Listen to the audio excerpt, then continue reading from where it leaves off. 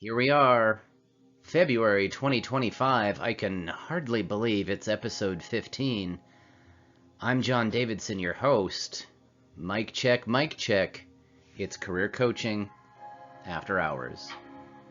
Thank you very much for joining me. I might be a little more controversial than some episodes, so I appreciate you joining me. Hard to believe I'm already at episode 15, and this episode almost wrote itself, and I'll dive into the almost infamous 5 bullets of what you accomplished email kerfluffle.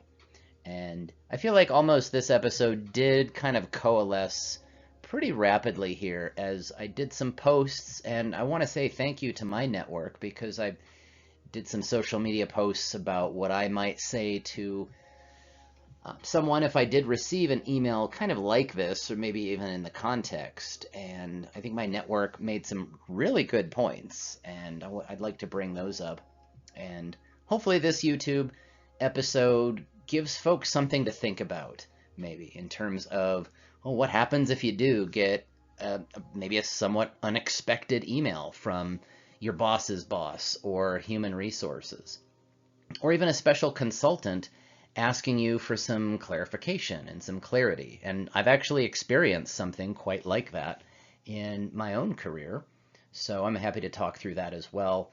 And I'll kind of touch at and maybe poke some of the different sides of this story that's been in the media quite a bit recently. So I appreciate you joining me, and I really would like to hear what folks think about this issue. If you're a federal government employee, or if perhaps you've been laid off, or if you've taken a buyout, feel free to respond.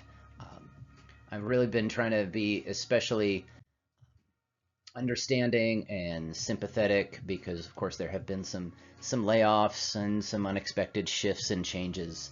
And many times over the years, I've said, don't forget the feds and don't forget the federal government as a potential employer. And I've been a federal government employee myself temporarily. So very interesting set of circumstances, to say the least. But as usual with this series, it's really audience agnostic. I assume you're not my client, but perhaps you are. And so I'm not giving particularly focused advice to anyone. And many times what I'm doing in this series is kind of dovetailing off of articles or posts that I've done on social media already, and my standard disclaimers apply. So this is to the best of my knowledge as of February 28th, 2025, and I'm sure there'll be some more evolutions to this story. And I'm going to post, as usual, some links to kind of check what I'm saying and fact check and truth squad what I'm throwing out there and where I'm getting my information as well. So that's actually a screenshot from the NBC story, and I used that in my social media post. So, of course, this email was sent to a number of federal government employees, and basically asking for some clarification, you could say, in terms of, well, what are you up to? And can you map out what you've been doing, copy in your manager, CC in your manager?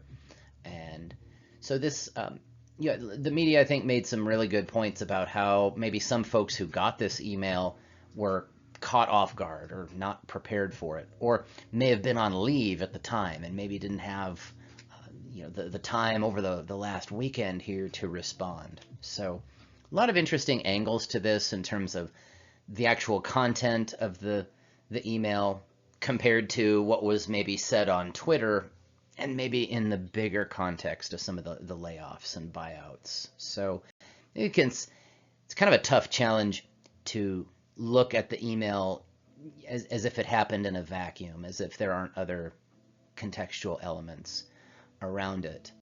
And so, of course, here's some headlines that have popped up over the last couple of weeks in terms of some of the kind of the confusion when this email went out to all these federal employees, and some department heads, quite literally said, hey, don't respond. And been some kind of interesting articles there. You see like Slate and some other outlets trying to maybe understand what the true purpose of these kind of emails are. It's kind of like, well, what's OPM doing? What is Doge doing? The Department of Government Efficiency.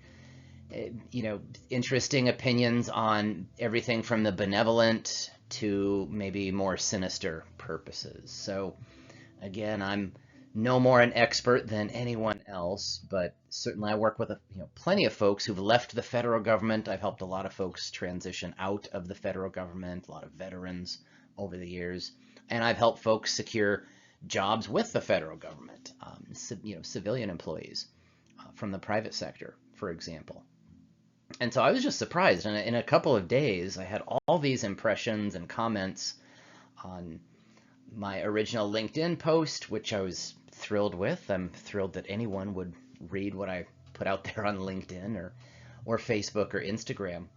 And so I did try to map out, in kind of a tongue-in-cheek way, on one hand, responding to this email. Like if I was an employee, I might just simply respond to it, but in such a way to maybe demonstrate a little bit of sense of humor, and also to copy in my manager. But also, when we think about the context, to be fair, I think maybe Elon Musk gets criticized for not having a sense of humor, and yet he was in fact in a Rick and Morty episode. And so my original response, I don't know if folks got my sense of humor. Maybe it just totally fizzled, and that wouldn't be the first time.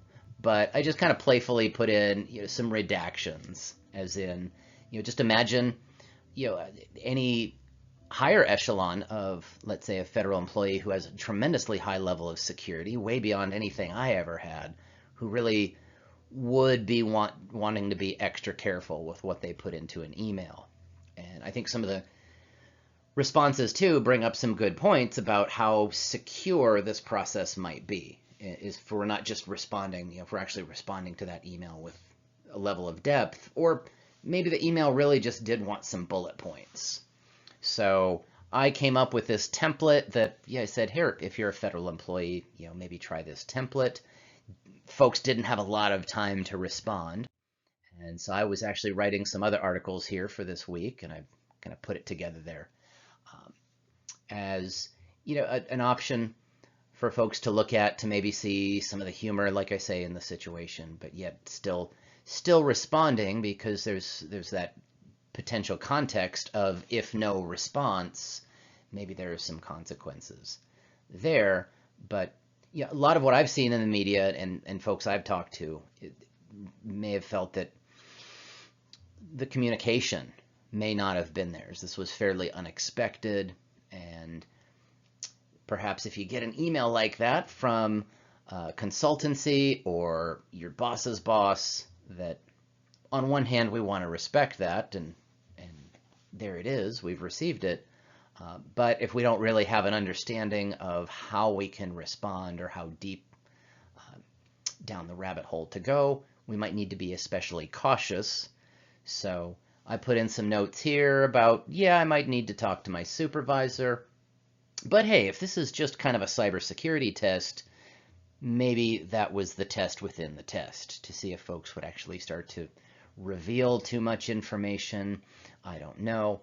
But of course I had to make a Starbucks reference, because, how many of us can get something done in a week without hitting our local Starbucks?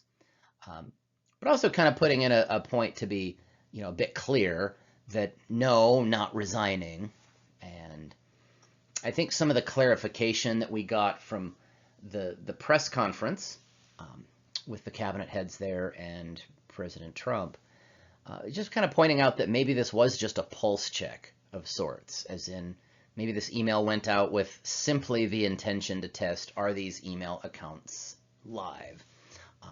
And just making sure that we have some way to track who's actually doing work, who's in fact away from keyboard, AFK, like they said.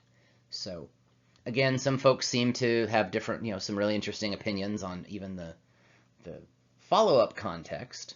But I did, again, point out, hey, you typically pay for my own Starbucks. There we go. And no, I did not use ChatGPT last week. So there we go.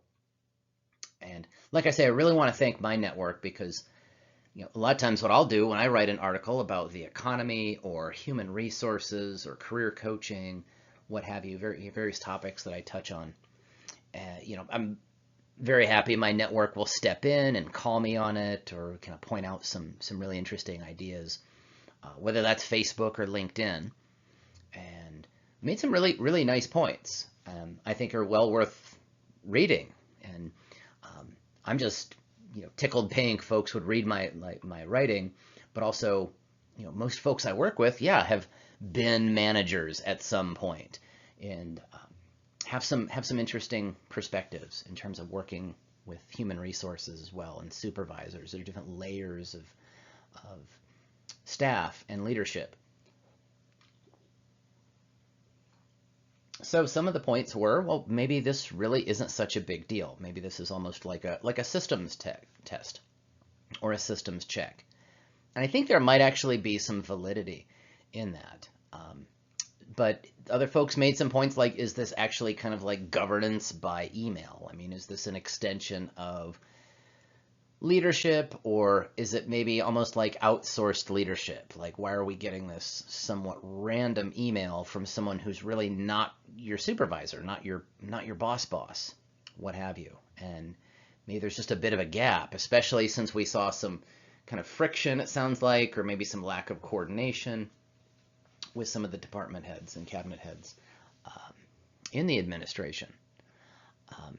And I think, maybe rightfully so. Maybe we should be checking to make sure that are folks actually working from home? Is that unreasonable?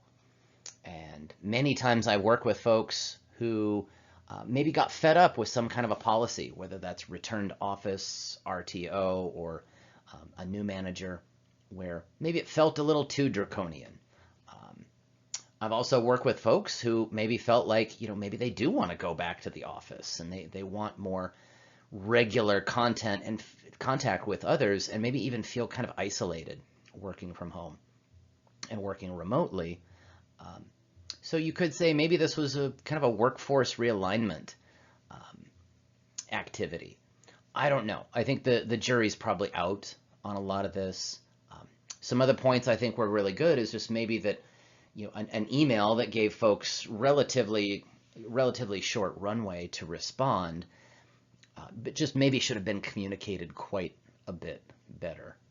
And I was mentioning a situation that I dealt with before. For example, when I was at a startup, a consultant was brought in. It was a startup that eventually was sold off to Dart Container here in Washington. And at one point, a consultant was quite literally brought in to look at the sales and the marketing functions at one point in time.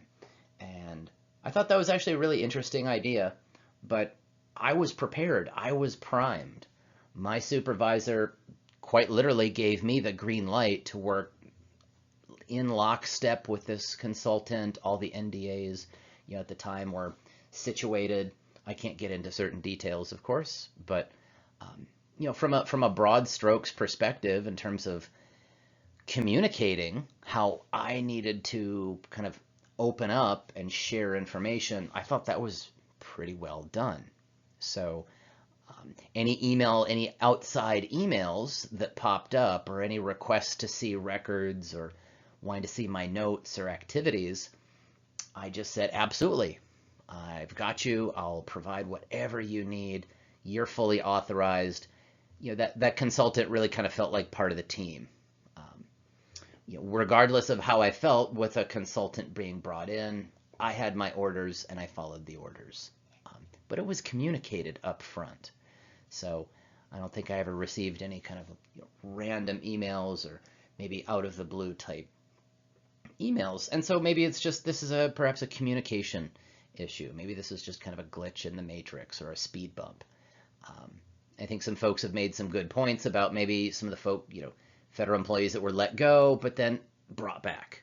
And I think perhaps rightfully so. So at least, some oversight, or at least some kind of mechanism seem to be in place where if there are some layoffs, then folks are being brought back in.